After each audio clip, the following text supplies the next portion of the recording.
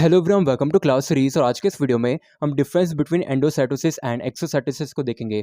Basically इन दोनों के बीच में क्या क्या डिफरेंस आती है वो अपन देखेंगे। ठीक है, तो let's move on to differences part, जो कि अपन यहाँ पे देख सकते हैं। अपने दो कॉलम्स है। फर्स्ट कॉलम अपना रिप्रेजेंट करता है एंडोसाइटोसिस एंड सेकंड कॉलम अपना रिप्रेजेंट करता है एक्सोसाइटोसिस। ठीक है, तो अपनी फर्स्ट डिफरेंस के अंदर क्या बोला है, basically it helps in the process of intake of substances from the external environment. जो एंडोसाइटोसिस है ना, ये बेसिकली एक प्रोसेस है। तो क्या चीज़ में हेल्प करती है, वो बेसिकली इनटेक करने में हेल्प करती है। क्या चीज़ को इनटेक करते हैं, बेसिकली जो सब्सटेंसेस जो सब्सटेंसेस रहते हैं, कहाँ के, ये एक्सटर्नल एनवायरनमेंट के जो सब्सटेंसेस रहते हैं, तो वही सब्सटेंसेस को इनटेक करने में हेल्प करती है। कौन सी प्रोसेस, एंडोसाइटोसिस। ठीक, लेकिन एक्सोसाइटोसिस के अंदर क्या बोला है, it helps in the process of eliminating waste in the external environment. ये बेसिकली जो जो जो एंडोसाइटोसिस है वह बेसिकली इनटेक करने में हेल्प करती है, लेकिन जो एक्सोसाइटोसिस है ये बेसिकली बाहर निकालने में हेल्प करती है, रिमूव करने में हेल्प करती है। क्या चीज़ को, जो वेस्ट होते हैं, जो सब्सटेंसेस, जो वेस्ट सब्सटेंसेस होते हैं ना, तो उसको एलिमिनेट करने में हेल्प करती है। बेसिकली इनटेक करने के लिए हेल्प नहीं करती। कौन, ये एक्सोसाइटोसिस। यहाँ पे इसलिए बोला है it helps in the process of eliminating waste. जो भी वेस्ट है उसको बाहर फेंकना, बाहर निकालने में हेल्प करती है ये प्रोसेस। कहाँ पे बाहर निकालना, इन दी एक्सटर्नल एनवायरनमेंट। जो एक्सटर्नल एनवायरनमेंट है तो वहाँ पे निकालने में हेल्प करती है। ठीक है, ये अपनी फर्स्ट डिफरेंस थी। देन सेकंड डिफरेंस क्या बोलती है, it occurs at the plasma membrane. जो एंडोसाइटोसिस प्रोसेस कहाँ पे अकर होती है, वह बेसिकली प्लाज्मा मेम्ब्रेन के वहाँ पे अकर होती है। लेकिन एक्सोसाइटोसिस के अंदर क्या बोला है, it occurs at the secretary vesicles. तो यहाँ पे जो एक्सोसाइटोसिस है ये बेसिकली कहाँ पे अकर होती है, basically at the secondary vesicles के वहाँ पे अकर होती है। ठीक है, फिर अपनी थर्ड डिफरेंस के अंदर क्या बोला है, it is a form of active transport. ये एंडोसाइटोसिस ये बेसिकली किसका फॉर्म है, ये एक्टिव ट्रांसपोर्ट का फॉर्म है। लेकिन एक्सोसाइटोसिस किसका फॉर्म है, ये बेसिकली पैसिव ट्रांसपोर्ट का फॉर्म है। ठीक है, it is a form of passive transport. ठीक है, फिर अपनी फोर्थ डिफरेंस क्या बोलती है, endocytosis requires energy in the form of ATP. जो एंडोसाइटोसिस प्रोसेस है तो वो उसको क्या चाहिए होती है, वह उसको बेसिकली एनर्जी चाहिए होती है।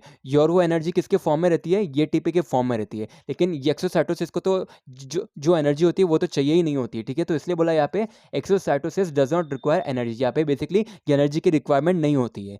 ठीक है, फिर अपने फिफ्थ डिफरेंस क्या बोलती है, yet involves the formation of vesicle. यहाँ पे बेसिकली क्या चीज़ का फॉर्मेशन होता है, वेसिकल का फॉर्मेशन होता है। किसके अंदर, एंडोसाइटोसिस प्रोसेस के अंदर। लेकिन एक्सोसाइटोसिस प्रोसेस के अंदर क्या बोला है, it involves the fusion of A vesicle. यहाँ पे बेसिकली फॉर्मेशन नहीं होता है, बेसिकली फ्यूजन होता है। किसका, वेसिकल का। किसके अंदर, एक्सोसाइटोसिस के अंदर। ओके, तो अपने सिक्स डिफरेंस के अंदर क्या बोला है, endocytosis is involved in the uptake of nutrients such as glucose and amino acid. यहाँ पे बेसिकली जो बाहर के सब्सटेंसेस होते हैं तो वो उसको जब इनटेक करता है तो उसके साथ बहुत सारे न्यूट्रिएंट्स आते हैं। तो कौन कौन से यहाँ पे न्यूट्रिएंट्स होंगे, जैसे कि ग्लूकोज हो गया, अमीनो एसिड्स हो गया। ठीक है, तो ये किसके अंदर आते हैं, एंडोसाइटोसिस प्रोसेस के अंदर आते हैं।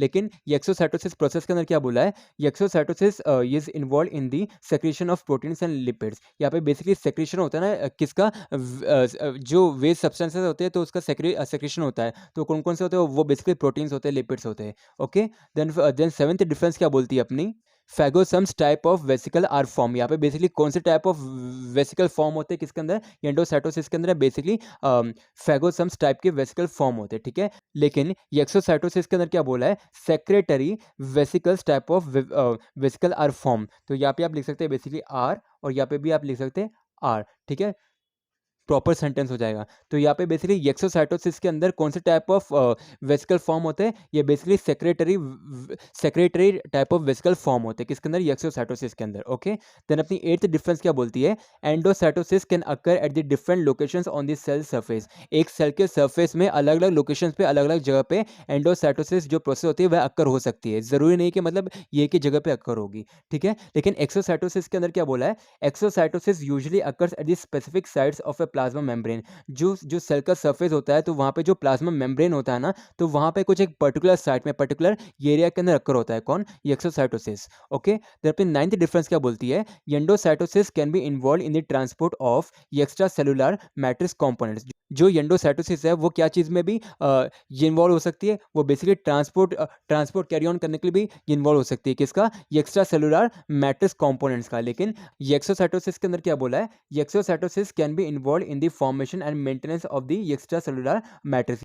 यहाँ पे भी फॉर्मेशन के अंदर इन्वॉल्व होगी और साथ में मेंटेनेंस के लिए भी इन्वॉल्व होगी कौन, ये एक्सोसाइटोसिस। ओके, देन अपनी लास्ट डिफरेंस बात करते हैं एग्जांपल्स के बारे में। तो एंडोसाइटोसिस के एग्जांपल्स क्या क्या हो सकते हैं, एंगुल्फिंग बैक्टीरिया बाय फैगोसाइट्स, ये बेसिकली इसका एग्जांपल होगा किसका, एंडोसाइटोसिस का। लेकिन एक्सोसाइटोसिस का एग्जांपल क्या होगा, बेसिकली रियलाइजिंग हार्मोन्स आउटसाइड इस सेल, सेल के बाहर जो भी हार्मोन्स होते हैं तो उसको रियलाइज करने पे ये एग्जांपल मिलता है किसका, एक्सोसाइटोसिस का। ठीक है, तो यही थी अपनी कुछ differences between endocytosis and exocytosis.